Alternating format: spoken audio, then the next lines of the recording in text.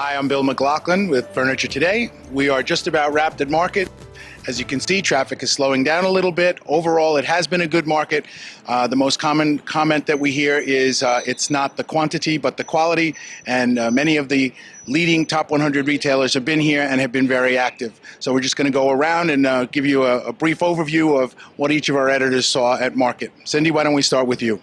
You know, Bill, one of the exciting things that we're hearing about this time is what I'm terming accessible glam in terms of trends. So basically, this is really a combination of what a lot of people might consider over-the-top style, but it's paired with like Belgian linens, and it's just calmed down a little bit based on the materials they're mixing with it.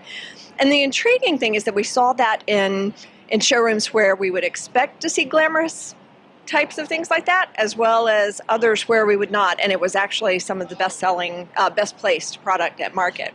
And then, of course, we continue to talk about blue. Blue's everywhere. Peacock is everywhere, and we'll have photo spreads and follow-up issues that will illustrate those as well. I got to experience an interesting demonstration at the virtual reality booth over here by Wayfair, where they basically took market goers on a trip to another place besides High Point, where they can move around pieces of patio furniture and create their own rooms, change the color. It was really kind of cool. And they also talked about the possibility of rolling out these virtual stores sometime down the road.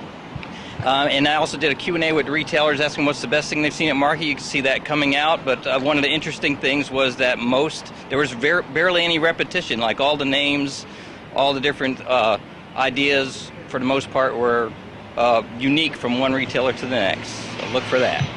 Bill, with occasional furniture, we usually think about imports. There were several pretty interesting stories among domestic producers in the category this market.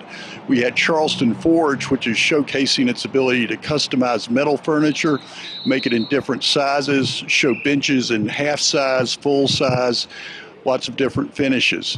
At Highland House, their new collaboration with Barry Benson is a good example of how they're taking a mixture of imported cases and also availing themselves of the resource of their parent company, Centuries Factory, and offering a huge range of finishes on just about every piece in the line.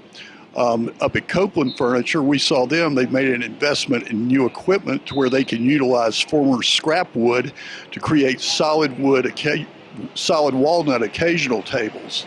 And they're hitting a pretty good price point there because essentially their material cost is zero. So I thought that was pretty interesting. Just a couple of other things that we saw at market. In the motion category, power headrest is now everywhere.